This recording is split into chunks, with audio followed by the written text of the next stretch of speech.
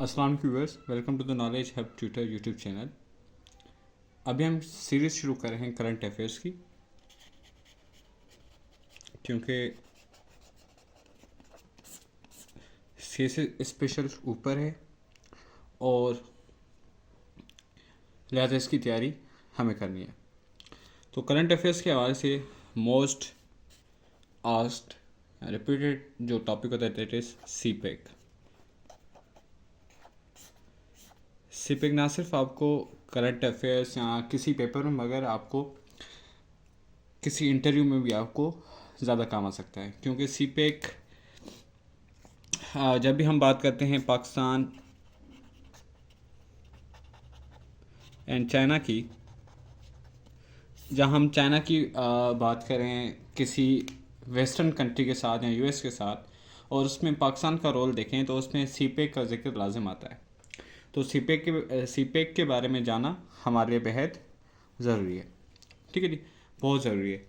तो सीपेक कब शुरू हुआ, कैसे शुरू हुआ, और सीपेक के अंदर क्या क्या आता है, और सीपेक के चैलेंजेस क्या हैं, सीपेक क्या डेवलपमेंट्स हैं, क्या प्रॉस्पेरिटी ला सकता है इन पाकिस्तान या चाइना के लिए और दुनिया के लिए। ठीक है, इन सब चीज़ों का हम इस लेक्चर में जिक्र करेंगे और इंशाल्लाह कोशिश करेंगे ये सारी चीज़ें आपको एक ही लेक्चर में हम करवा दें। तो लेट्स स्टार्ट। जब भी सीपेक के बारे में हम लिखने जाएंगे, यानी कि सीपेक का क्वेश्चन आता है जनरल तरीके से, तो सबसे पहली चीज़ आएगी हमारे पास इंट्रोडक्शन। यानी कि सीपेक है क्या। अब इंट्रोडक्शन के अंदर हम क्या देखेंगे, इसका बैकग्राउंड देखेंगे। सबसे पहले हम देखेंगे सीपेक का फुल फॉर्म क्या है। तो सीपेक का जो फुल फॉर्म है हमारे पास, that is China Pakistan economic corridor. ठीक है जी, चाइना पाकिस्तान इकोनॉमिक कॉरिडोर। और ये कब शुरू हुआ? ये शुरू हुआ इन जुलाई, जब prime minister Nawaz Sharif, the then prime minister, in 2013 to 2018। ठीक है जी, जब चाइना विजिट पे गए तो वहाँ पे MOU साइन हुए ऑन 5 जुलाई 2013 में। ठीक है जी, तो तब सीपेक का वजूद आया। And CPEC is flagship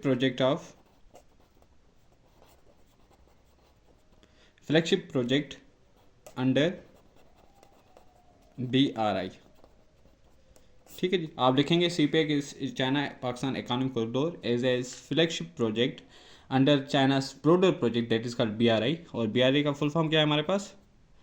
belt and road initiative. ठीक है जी, तो यहाँ तक थोड़ा सा सीपीए के बारे में हमने लिखा। अब सीपीए के अंदर चीज़ें क्या आती हैं उसको लिखेंगे हम। अच्छा, सीपीए की ड्यूरेशन क्या है? अगर ड्यूरेशन की बात करें तो ये शुरू हुआ है 2014 से लेकर 2030 तक चलेगा ये।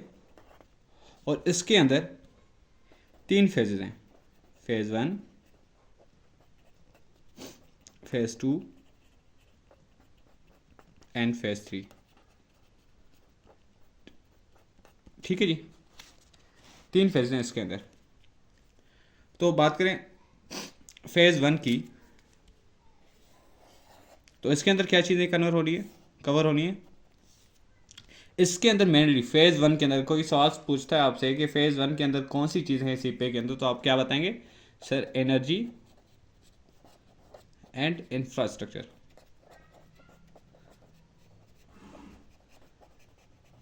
ठीक है जी, और फेज़ 2 के अंदर क्या है? Mainly socio economic development projects.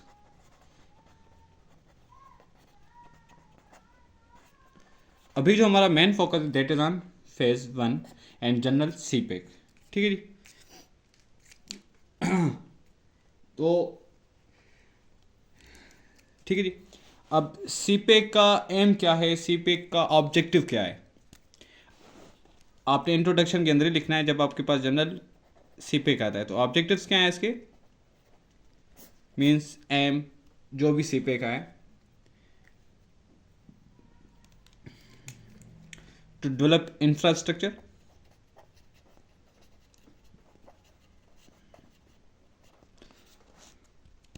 Energy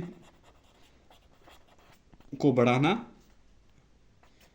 industrial corporation यानी कि industrial development, agriculture development,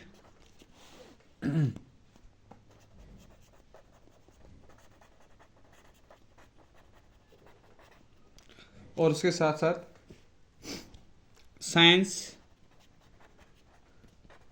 and information technology में cooperation between China and Pakistan.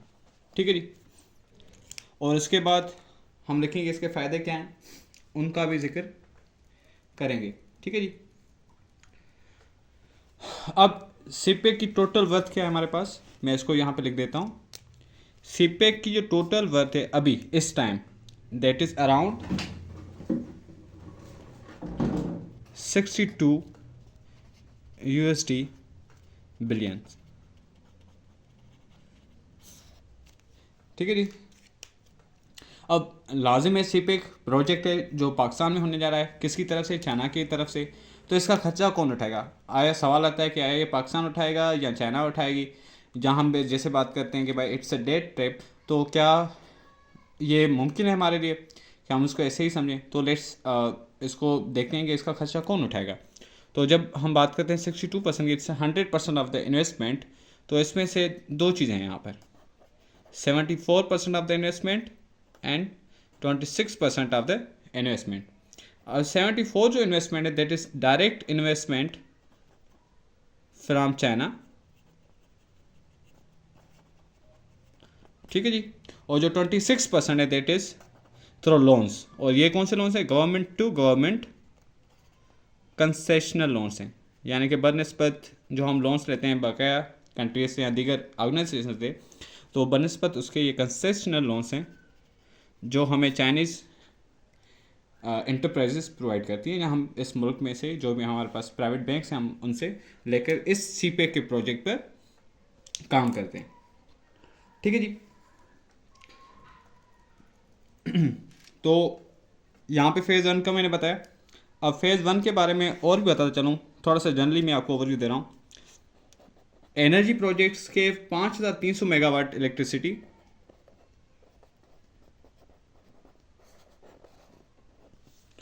5320 megawatt electricity add हो चुकी है नेशनल ग्रिड में। और बकाया जो 7 प्रोजेक्ट्स हैं हमारे जो कंप्राइज करते हैं 4170 मेगावाट पर, उन पर काम चल रहा है अभी। ठीक है जी। एनर्जी के हवाले से मैं बात कर रहा हूँ। और अगर बात करें हम इंफ्रास्ट्रक्चर की, ठीक है जी, तो इंफ्रास्ट्रक्चर में अभी तक नियर अबाउट 1544 किलोमीटर कंप्लीट हो चुके हैं और काम चल रहा है 1456 किलोमीटर के ऊपर। ठीक है जी, कंप्लीटेड और काम चल रहा है 1456 किलोमीटर। एनर्जी के हवाले से क्या है, 5320 मेगावाट इलेक्ट्रिसिटी ऐड हो चुकी है नेशनल ग्रिड में, और 4170 मेगावाट के जो 7 प्रोजेक्ट अभी अंडर कंस्ट्रक्शन है। और इंफ्रास्ट्रक्चर के हवाले से बात करें, इंफ्रास्ट्रक्चर में क्या आता है, रोड्स, रेलवे, पाइपलाइंस, ETC। ठीक है जी। और 1544 कंप्लीट हो चुका है इंफ्रास्ट्रक्चर में किलोमीटर्स, और 1456 किलोमीटर अभी तक अंडर कंस्ट्रक्शन है। ठीक है जी।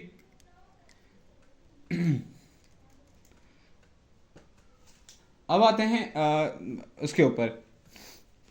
हाँ, एक और चीज़ नोट करिएगा। फर्स्ट देखें, सीपे के अंदर क्या आता है, गवादर भी आता है, Gwadar development, Gwadar port city development. ठीक है जी। तो नोट करिएगा जीके के हवाले से ये सवाल कि जो फर्स्ट आउटगोइंग शिपमेंट थी हमारी, यानी कि चाइना की यहाँ से शिपमेंट गई थी, ठीक है जी, और उसने डिपार्ट किया था ग्वादर पोर्ट से कब, नवंबर 13 में 2016 को, ठीक है। ऑन नवंबर 13 2016 को पहली शिपमेंट चाइना की फॉर द ब्रॉड पाकिस्तान के गवादर पोर्ट सिटी से निकली, यानी कि अभी तक गवादर पोर्ट सिटी हमारी ऑपरेशनल है, ठीक है जी। अब आते हैं प्रोजेक्ट्स के ऊपर।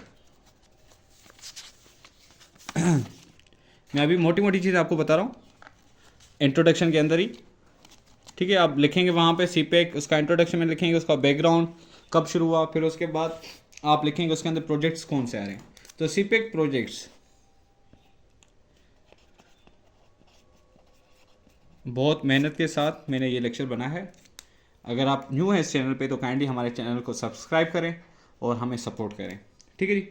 तो बात करते हैं प्रोजेक्ट्स की। 14 प्रोजेक्ट्स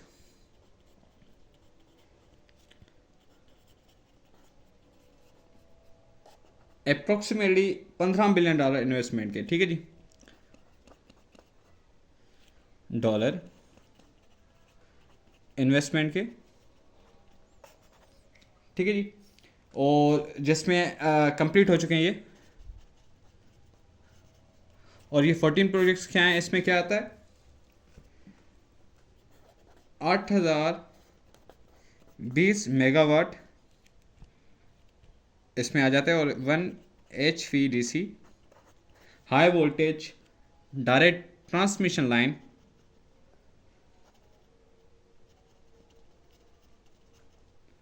ठीक है जी, इसमें आ जाती है।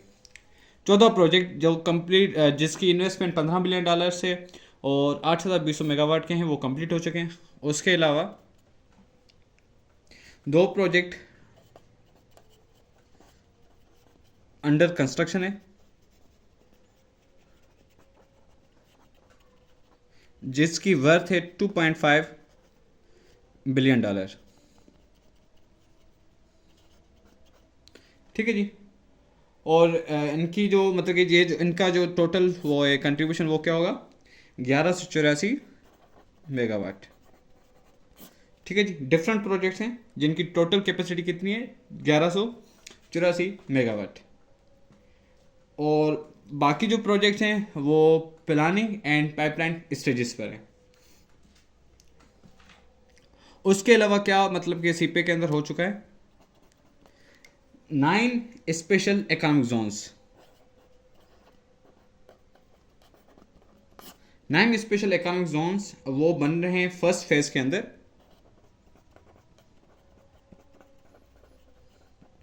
आप कभी गुजरते होंगे तो वहाँ पे स्पेशल इकोनॉमिक जोन लिखा हुआ होगा, जैसे फैसलाबाद इकोनॉमिक जोन है, या खैरपुर का इकोनॉमिक जोन है, स्पेशल इकोनॉमिक जोन, ठीक है।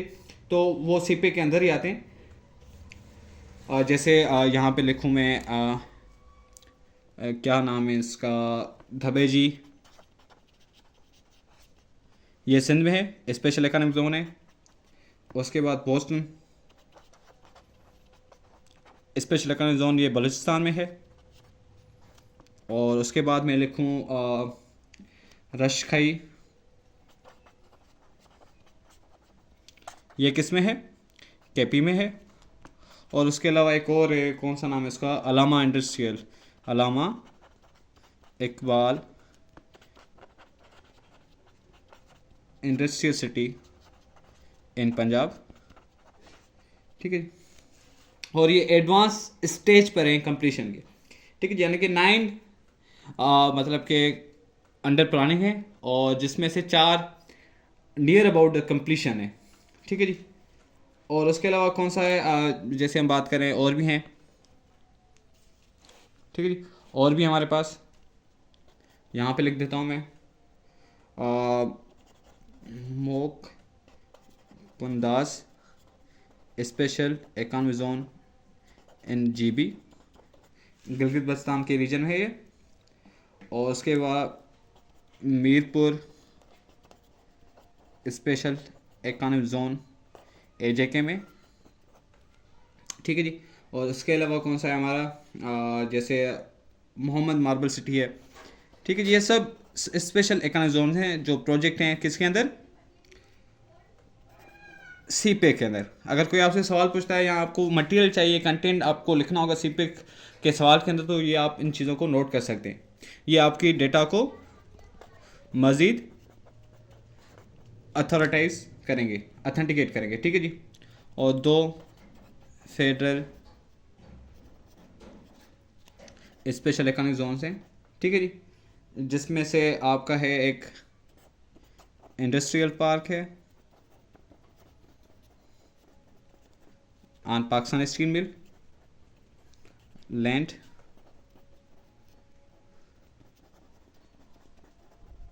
एंड ICT मॉडल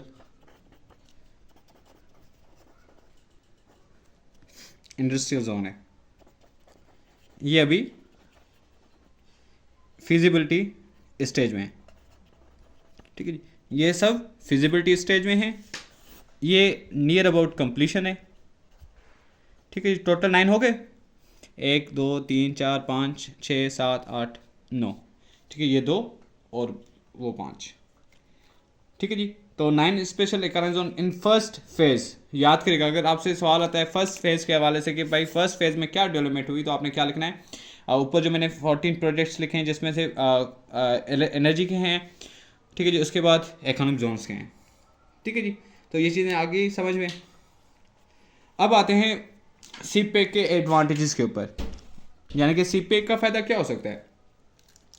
अगर हम बात करें किसकी, मैं अभी जनरल बात कर रहा हूँ, ठीक है जी। फर्स्ट फेज जो हमारा चल रहा था, हम सेकंड फेज के ऊपर नहीं आए अभी तक, ये फर्स्ट फेज था हमारा, ठीक है जी। और उसके बाद हम फेज 2 को भी डिस्कस करेंगे। सीपेक को आहिस्ता आहिस्ता हम लेके चलेंगे, ठीक है जी। तो अभी क्या था हमारा, हमने क्या किया, अभी यहाँ पे लिख देता हूँ मैं,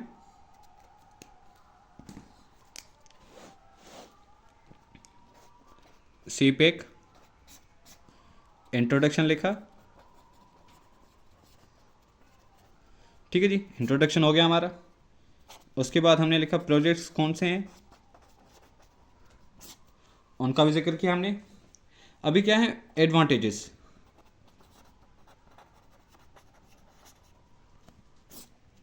सीपेक के, अगर सीपेक कंप्लीट होता है या अंडर कंस्ट्रक्शन है तो उसके एडवांटेजेस क्या हैं, ठीक है जी, इसको अभी हम कहते हैं।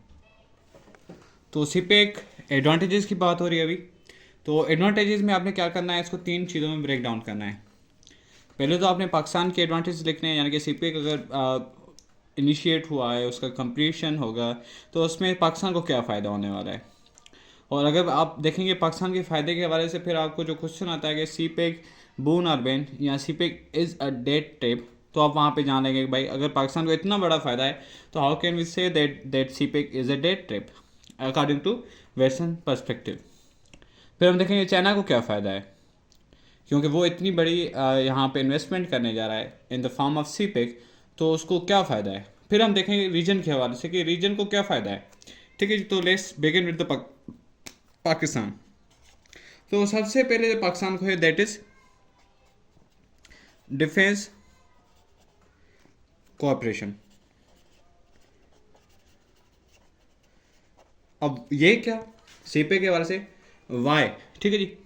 अब देखें सीपेक किसकी इन्वेस्टमेंट है, चाइना की इन्वेस्टमेंट है। जब चाइना का यहाँ पर स्टेक होगा इन Pakistan,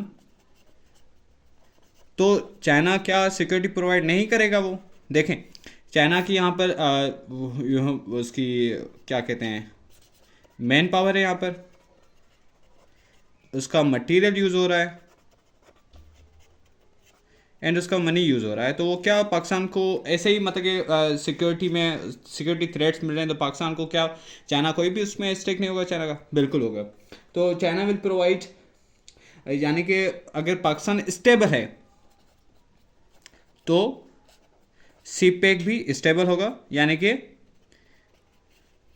Chinese stake will be safe.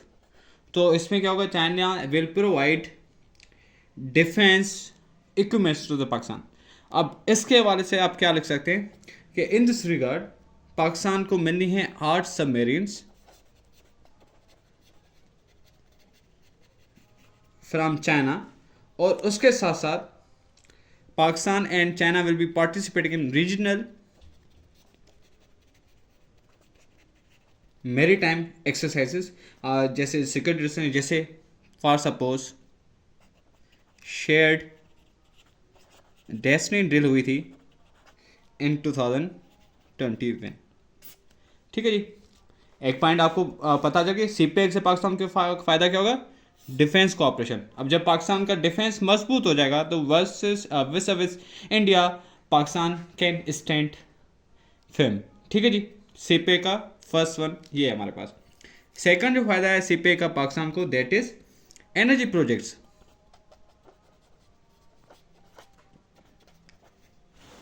ठीक है जी, अब पता है आपको पाकिस्तान में कितना एनर्जी का शॉर्टफॉल है, आए दिन लोड शेडिंग होती है। तो अंडर सीपेक 10,000 मेगावाट, मैंने पहले भी लिखा था, एनर्जी प्रोजेक्ट्स हैं, जिसमें से 5,236 कंप्लीट हो चुके हैं मेगावाट के, बाकी अंडर कंस्ट्रक्शन है। ठीक है जी, और उसके अलावा एनर्जी प्रोजेक्ट्स का जैसे ही बहाल हो जाएंगे तो रिवाइवल ऑफ इंडस्ट्रियल सेक्टर होगा। यहाँ पे सिर्फ बातें नहीं झाड़नी, अब क्या लिखना है, अगर हम लिखें रिवाइवल इंडस्ट्रियल सेक्टर तो हम इस बात को कैसे प्रूव करें। देखें, अकॉर्डिंग टू द रिसर्चेस के CPEC will add 2% to the GDP. फायदा हो रहा है, यानी कि जब एनर्जी प्रोजेक्ट्स कंप्लीट हो जाएंगे, इंडस्ट्रियाँ चलने लगेंगी, तो पाकिस्तान की जीडीपी को 2% का इजाफा होगा। That's very good. ठीक है जी, तो तीसरी चीज़ है हमारे पास इंफ्रास्ट्रक्चर डेवलपमेंट। मैं इस तरीके से आपको लिखवा रहा हूँ जैसे आपको पेपर में लिखवाने में आसानी हो और चीज़ें याद होगी आपको इंशाल्लाह। इंफ्रास्ट्रक्चर डेवलपमेंट की बात करें, देखें इंफ्रास्ट्रक्चर, देखें पाकिस्तान क्या है, अंडर इंफ्रास्ट्रक्चर डेवलपमेंट कंट्री है। आप जहाँ पे भी जाएंगे वहाँ पे रोड्स ख़राब मिलेंगे आपको। आप जब रोड्स ख़राब होंगे क्या होगा, कन्वेंस ख़राब हो जाएगा, चीज़ें एक जगह से दूसरी जगह टाइम लगेगी आने जाने में, तो इससे क्या होगा, आपकी इंडस्ट्रीज़ को नुकसान हो सकता है, आपकी मैन पावर सही टाइम पे नहीं पहुँचेगी तो उसको नुकसान हो सकता है। मतलब कि इनडायरेक्टली आपकी जीडीपी को नुकसान है, आपकी इकोनॉमिक डेवलपमेंट को नुकसान है। तो अंडर सी पैक, ठीक है, आपके इंफ्रास्ट्रक्चर की डेवलपमेंट होगी। अब वो कैसे होगी, तो according to CPEC plan there are 3 corridor alignment plans. चीज़ें याद करनी है आपने, आप बेशक नोट पैड ले सकते हैं या बुक ले सकते हैं जिसमें आपको ये चीज़ें नोट करने करेंगे तो आपको नेक्स्ट इंशाल्लाह आसानी होगी। ठीक है जी, फर्स्ट वन सेंट्रल अलाइनमेंट है आपके पास, ईस्टर्न अलाइनमेंट है आपके पास, and third one is western alignment. ये आप गूगल कर सकते हैं, आपको चीज़ें मिल जाएंगी कि सेंट्रल अलाइनमेंट मतलब कि कौन सा रास्ता कहाँ से शुरू हो रहा है, ईस्टर्न अलाइनमेंट से कौन सा रास्ता कहाँ से शुरू हो रहा है। मैं इसको सिर्फ मोटे मोटे लफ्ज़ों में लिख रहा हूँ। और उसके साथ साथ आपकी realignment of Karakoram highway which links Pakistan and China.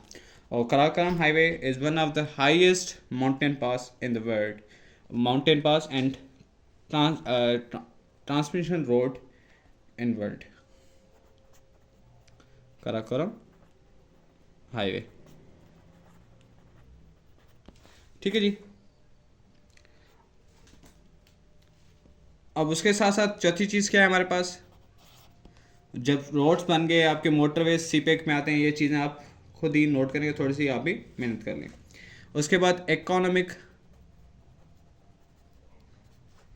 एफ्लिशंस हैं आपकी,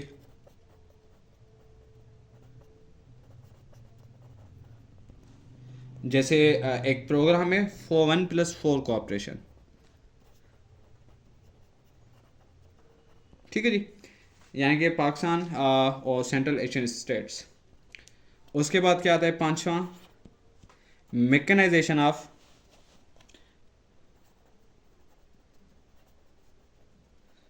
या मॉडर्नाइजेशन ऑफ एग्रीकल्चर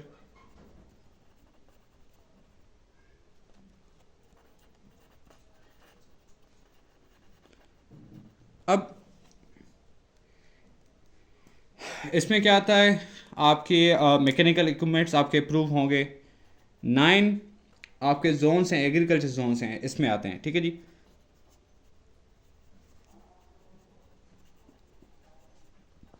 इसमें आते हैं। और इसके अलावा आपकी क्या है, ज़्यादातर आपकी वीट प्रोडक्शन इंक्रीज होगी। और according to the estimates research, जब आपकी सीपे के हवाले से ये जोन बन जाएंगे तो आपकी जो वीट प्रोडक्शन है that will grow from 25 mega ton per acre to 50 mega ton, जो आपकी प्रोडक्शन होती है वीट की, ठीक है जी। तो आपका कंटेंट भी आपको मिल रहा है और उसके साथ साथ आपको डेटा भी मिल रही है। आपका जो करंट अफेयर्स का टॉपिक है सीपे के हवाले से, वो अच्छी तरह मैं कवर करा रहा हूँ, ठीक है जी।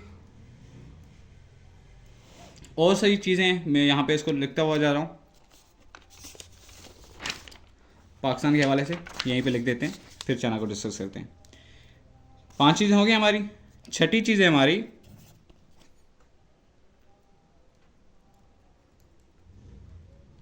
सोशल एक्सपांशन,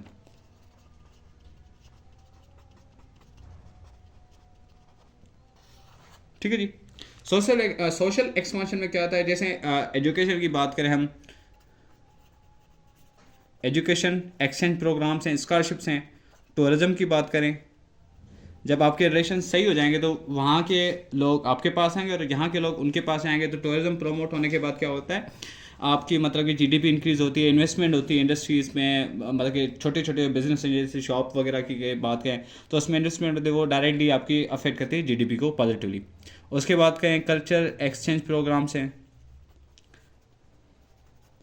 ठीक है जी। और पीपल टू पीपल कांटेक्ट हो जाता है। 7वीं चीज़ है हमारे पास न्यूक्लियर कोऑपरेशन, ठीक है। अब सीपे के अंदर न्यूक्लियर कोऑपरेशन की वजह से हम देखें तो China can bring Pakistan into nuclear supplier group.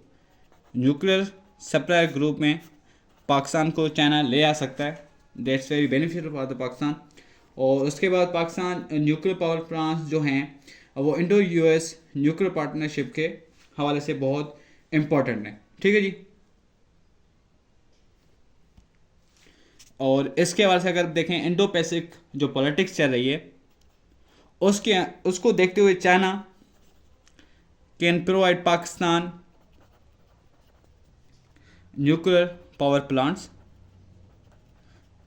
क्योंकि it can rival US allies in the Indo Pacific by supporting the China, ठीक है जी।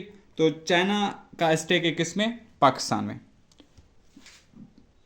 उसके अलावा क्या है पाकिस्तान के लिए, 8वीं पॉइंट लिख देता हूं मैं यहां पर, एडवांस्ड कम्युनिकेशन नेटवर्क हो सकता है,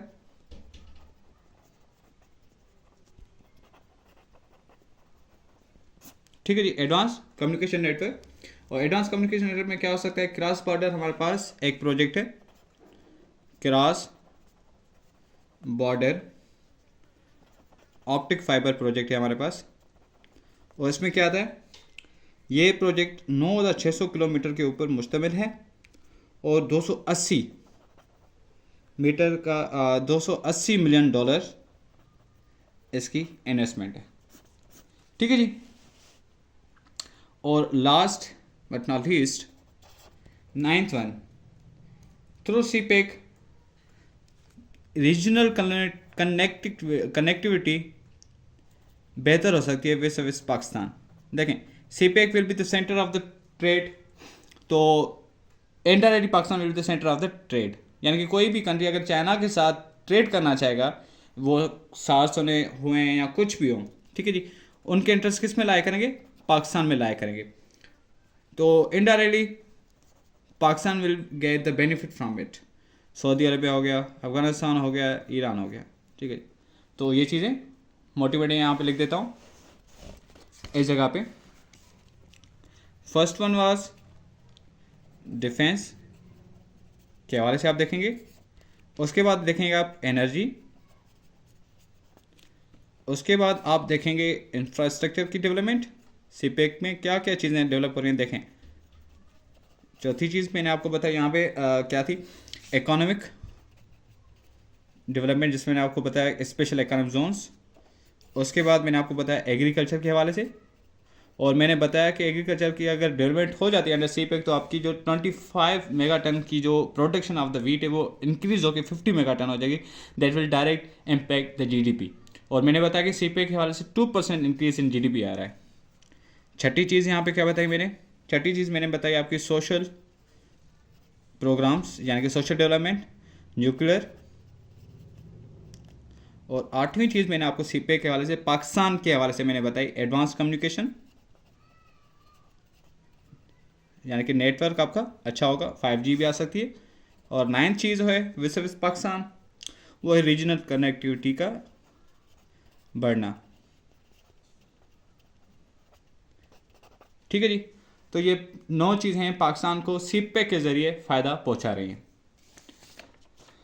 अब बारी आती है चाइना की। एक मुल्क जो हमें इन्वेस्ट करने जा रहा है तो उसको क्या फ़ायदा हो सकता है? ठीक है जी, तो सीपेक एडवांटेजेस, और उसके बाद चाइना के लिए एडवांटेजेस क्या है। ठीक है जी, तो सबसे पहले क्या है चाइना के लिए, that is mostly come into the papers, that is shortening of trade route. ठीक है जी, यानी कि चाइना के वाले से देखें तो चाइना जो पहले ट्रेड करता था उसमें जो किलोमीटर्स होते थे वो होते थे 16,000 किलोमीटर्स, यानी कि 16,000 किलोमीटर आपका ऑयल यूज़ हो रहा है, तो देट अमाउंट्स हाई मनी। वो रिड्यूस होकर आपका बन रहा है 5,000 किलोमीटर्स। तो चाइना किस तरफ जाएगा? 5,000 किलोमीटर की तरफ जाएगा, 16,000 किलोमीटर की तरफ नहीं जाएगा। ठीक है जी, उसके अलावा क्या है, सेफ रूट। एक टर्म मशहूर है मलाका डायलेमा।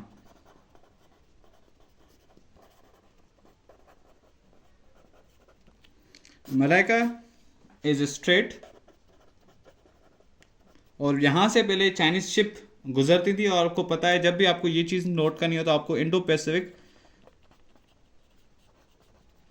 के बारे में, इंडो पैसिफिक पॉलिटिक्स के बारे में ज़रूर जाना होगा कि वहाँ पे क्या चल रहा है। ठीक है जी, तो मलाइका डायलेमा था चाइना के लिए। जब भी चीज़ें वहाँ से गुजरती थी तो पहले ही वहाँ पे जो मतलब कि हार्ड जोन था, तो चाइनीज़ को ख़तरा था, वहाँ पे कुछ भी हो सकता है, या इन केस ऑफ बैटल, या in case of hot waters, या in case of hot tensions, तो वहाँ पे स्ट्रेट ब्लॉक हो जाएगा, तो चाइना का जो ट्रेड है दैट विल बी सीज्ड। तो जैसे ही ट्रेड चाइना का ख़त्म हो जाएगा तो चाइना की जीडीपी को नुकसान होगा, और China will not become the super power जैसे हम जानते हैं। तो इसको सुपरसीड करने के लिए चाइना ने क्या किया, एक अल्टरनेटिव रूट ढूंढा, और जिसका फ़ायदा के बाद 16,000 किलोमीटर से वो रूट 5,000 किलोमीटर तक आ गया। ठीक है जी, उसके बाद क्या है, जो चाइना के अंदर क्या है, चाइना की जो मेनली जो पॉपुलेशन रहती है वो रहती है इन ईस्टर्न रीजन, यानी कि पाकिस्तान के करीब जो भी एरियाज़ हैं वहाँ पे पॉपुलेशन नहीं है चाइना की, और वो अंडर डेवलप्ड हैं। ठीक है जी, तो इससे क्या होगा कि revitalization of the under developed region, जैसे जिनजियांग रीजन है चाइना का, जैसे ही वहाँ पे ट्रेड शुरू होगा तो क्या होगा, वहाँ पे डेवलपमेंट ऑटोमेटिकली आ जाएगी। ठीक है जी, उसके अलावा क्या है, चाइनाज इंक्रीज्ड रीजनल इन्फ्लुएंस। देखें मैंने बताया कि भाई ट्रेड किसके साथ हो रहा है, सऊदी अरबिया के साथ हो रहा है, अफगानिस्तान के साथ हो रहा है, और उसके साथ साथ अफगानिस्तान के साथ हो रहा है, सेंट्रल एशियन स्टेट्स जैसे काज़िस्तान, तुर्कमेनिस्तान, उज़्बेकिस्तान, तुर्कमेनिस्तान वगैरह हैं, उसमें उनके साथ ट्रेड हो रहा है, वे मिडिल ईस्टर्न कंट्रीज़ के साथ ट्रेड हो रहा है। तो क्या हो रहा है, चाइना का इन्फ्लुएंस बढ़ रहा है, यानी कि रीजन में जहाँ पर इंडिया की हेजेमनी थी, यूएस की हेजेमनी थी, वहाँ पे अब चाइना का नाम आ रहा है कि हर जगह चाइना जा रहा है। तो इससे क्या हो रहा है, चाइना का इन्फ्लुएंस बढ़ रहा है, और थ्रू ट्रेड चाइना की सॉफ्ट इमेज बढ़ रही है। ठीक है जी, चाइना वेपन का यूज़ नहीं करा अपने इन्फ्लुएंस को बढ़ाने के लिए, वो बनस्पत ट्रेड का यूज़ कर रहा है, और इससे क्या हो रहा है, सॉफ्ट इमेज का मतलब क्या है, चाइना की सॉफ्ट इमेज क्यों बढ़ रही है, क्योंकि वो जहाँ पर भी ट्रेड कर रहा है वहाँ पर भी इम्प्रूवमेंट्स आ रही हैं। ठीक है जी, तो उसकी सॉफ्ट पावर की इमेज बढ़ी। ये कुछ चीज़ें जो चाइना के हवाले से। अब बात होती है रीजन की। जब भी आप पेपर पे जाएंगे तो वहाँ पे सिर्फ आपने एडवांटेजेस इसके नहीं लिखने, आपने रीजन के हवाले से लिखने हैं कि भाई सीपेक को क्या फ़ायदा होगा, रीजन को क्या फ़ायदा होगा सीपेक से। तो रीजन की बात करें तो सबसे पहले आता है हमारे पास अफगानिस्तान की बात करें तो अफगानिस्तान देखें अंडर डेवलप्ड कंट्रीज़ है। तो वहाँ पे क्या होता है कि through CPEC Afghanistan can be developed, ठीक है जी। उसका इंफ्रास्ट्रक्चर बढ़ सकता है। और इनिशियली अफगानिस्तान तालिबान ने भी अपना इंटरेस्ट शो किया था सीपेक में। रोड्स सही हो सकते हैं, एनर्जी के प्रोजेक्ट्स शुरू हो सकते हैं, ठीक है जी। और ह्यूमैनिटेरियन डेवलपमेंट हो सकती है, ठीक है जी। और बाकी चीज़ें और सिक्योरिटी एंड स्टेबिलिटी भी आएगी जब चाइना की इन्वेस्टमेंट होगी। इससे भी इनडायरेक्टली पाकिस्तान को फ़ायदा होगा जब अफगानिस्तान में फ़ायदा होगा। एक और प्रोजेक्ट याद करेगा, CASA 1000 powers project and TAPI Turkmenistan Afghanistan Pakistan India gas pipeline project, ये शायद सीपेक में शामिल हो जाएं इन फ्यूचर, ठीक है जी। ये कुछ चीज़ें जो रीजन को फ़ायदा दे सकते हैं। उसके अलावा सऊदी अरब भी इंटरेस्ट शो कर रहा है किसमें, सीपेक में। अब आते हैं ऑब्स्टिकल्स के ऊपर, यानी कि सीपेक को क्या चैलेंजेस हैं। यहाँ डीमेरिट्स की बात करते हैं, ठीक है जी।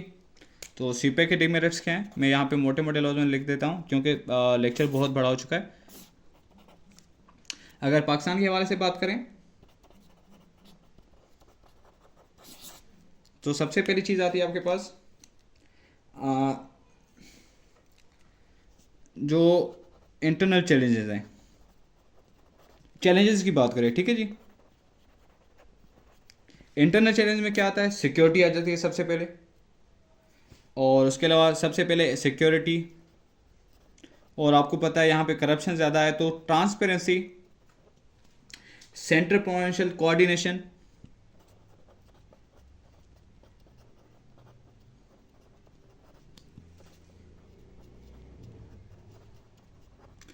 और इसके अलावा क्या आता है, state's capacity to manage the finance, ठीक है जी।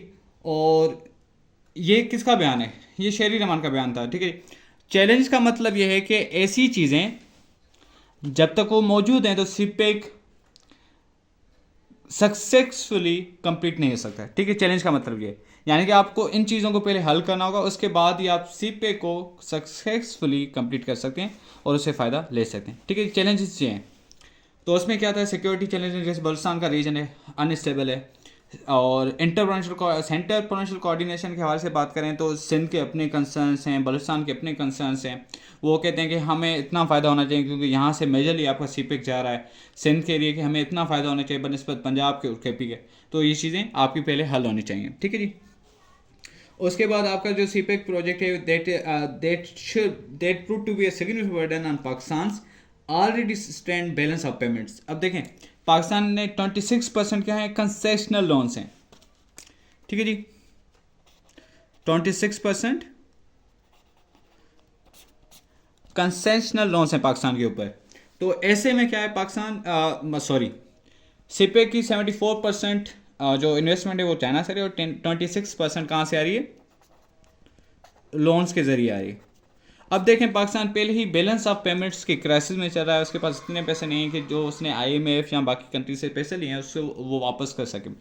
ऐसे में 26% जो लोन है, अब चाइना क्या कहेगा पाकिस्तान को, कैसे भी करो पैसे पूरे करो और प्रोजेक्ट को कंप्लीट होने देते हैं उसके ड्यू पीरियड के टाइम के अंदर।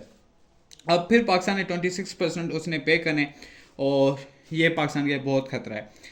और 5 साल गुजर चुके हैं, ठीक है। China debt of to China made up more than 1/4 of Pakistan total debt. यहाँ पे चीज़ में यहाँ पे लिखना बहुत इंपॉर्टेंट चीज़ है, जो पाकिस्तान ने डेट लिया है अंडर द 5 ईयर्स प्रोग्राम, यानी कि 2014 से लेकर 2016 से लेकर अभी तक, ठीक है। अब 7 साल हो चुके हैं।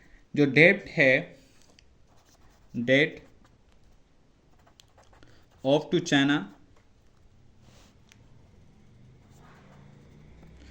China made up more than 1/4 of Pakistan's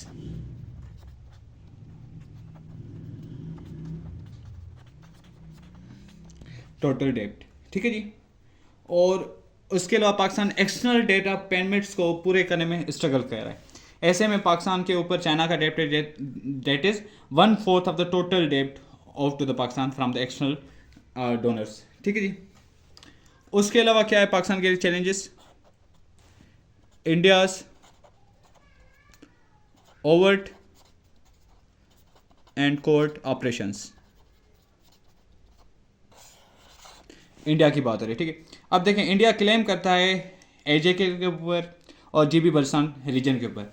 अब रिसेंटली पाकिस्तान को एक बड़ा धचका मिला in the form of UAE statement. UAE के foreign ministers on the platform G20 उन्होंने डिक्लेयर किया है इंडिया के लिए, इंडिया को, कि भाई जो रीजन्स हैं किसके, आज़ाद जम्मू कश्मीर के और जीबी के, वो इंडिया को बिलोंग करते हैं। तो ऐसे में क्या है, इंडिया का जो स्टांस है दैट इज़ इट इज जो इंटरनेशनली मजबूत हो रहा है। तो इंडिया कह रहा है कि भाई वो इंटरनेशनली डिस्प्यूटेड रीजन है, वहाँ से कोई भी बायोलेटरली पाकिस्तान या यूनिटरली पाकिस्तान अपना फैसला लेकर वहाँ से वो चीज़ें डेवलपमेंट के प्रोजेक्ट्स नहीं शुरू कर सकता। और उसके अलावा इंडिया के कोवर्ट ऑपरेशन जैसे सर्जिकल स्ट्राइक की बात करें या इंटेलिजेंस बेस्ड ऑपरेशंस जो होते हैं, इसके अलावा सबोताज के ऑपरेशंस हैं आपके, वो इंडिया कर सकता है। ठीक है जी। और बलूचिस्तान की जो इंसर्जेंसी है, मैं यहाँ पर लिखता हूँ aid and abet Balochistan insurgency. उसके अलावा जीबी पर क्लेम है उसका, एजे के ऊपर भी। ठीक है जी। और रिसेंट यूएई की स्टेटमेंट बहुत ज़रूरी है। ठीक है जी। ये इंडिया के हवाले से पाकिस्तान को चैलेंज है। जब तक पाकिस्तान ये हल नहीं करता, बहुत मुश्किल है पाकिस्तान के लिए सीपे को इंटरनेशनली रिक्लेम करना। उसके अलावा यूएस का प्रेशर,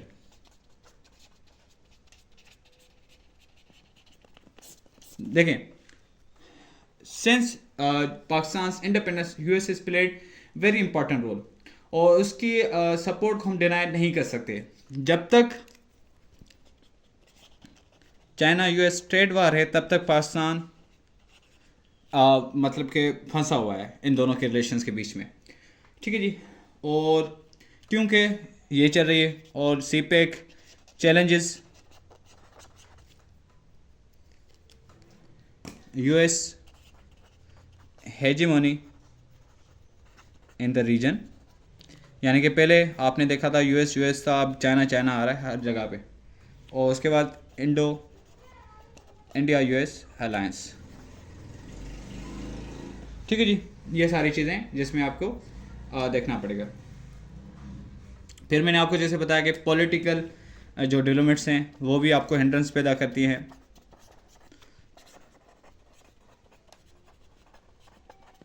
क्या आती है इसमें, जैसे सेंटर पॉइंट्स डिसहार्मनी आपकी ओवर सीपेक और सीपेक बेनिफिट्स। जैसे हमारे पास अभी मट्यारी का केस लेते हैं, HVDC प्रोजेक्ट मट्यारी।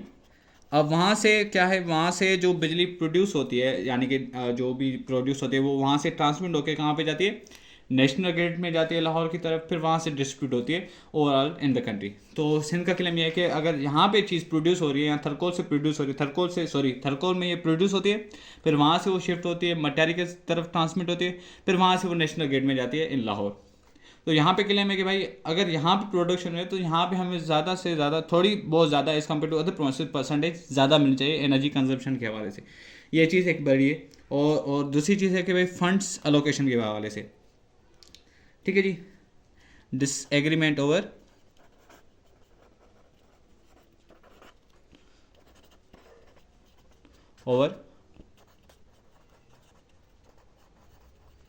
Funds allocation. ठीक है जी। And root selection. ठीक है जी। और लास्ट नॉट लीस्ट एंड जो आखिरी चैलेंज है पाकिस्तान के लिए वो है टेररिज्म। वो आपका बलूचिस्तान के रीजन है, केपी का रीजन है, सिंध का रीजन है, वहाँ पे आपको ये चीज़ें ज़्यादा मिलेंगी। और आपने क्या करना है, एट द एंड आपने वे फॉरवर्ड लाजिम देना है। तो वे फॉरवर्ड क्या है, इन सारे मसलों का हल है। ठीक है जी। तो लेक्चर बहुत बड़ा हो चुका है, उम्मीद है आपको सीपे का ये जनरल लेक्चर बहुत पसंद आया होगा और काफ़ी चीज़ें मैंने यहाँ पे डिस्कस की हैं और ये ओवरऑल लेक्चर था सीपे के हवाले से। और इन द नेक्स्ट लेक्चर हम सीपेक फेज़ 2 को डिस्कस करेंगे और उसके बाद पाकिस्तान का गवर्नर पोर्ट वर्सेस शहबार पोर्ट। याद रखें सिपे का एक और भी फैक्टर है, इन्वायरमेंटल फैक्टर के हवाले से भी इसको याद करें। ये लास्ट टाइम इन्वायरमेंटल साइंस में भी इसका सवाल आया था और करंट अफेयर्स में भी इसका सवाल आया था। ठीक है जी। पाकिस्तान अफेयर्स में भी इसका सवाल आता है और इंटरव्यूज़ में भी ये काफ़ी पूछा जाता है। ठीक है जी। तो सीपे का इतना बड़ा यूज़ है इन टुडेस वर्ल्ड। अल्लाह हाफिज़। इंशाल्लाह नेक्स्ट लेक्चर में आपके साथ फिर मुलाकात होगी। Thank you very much.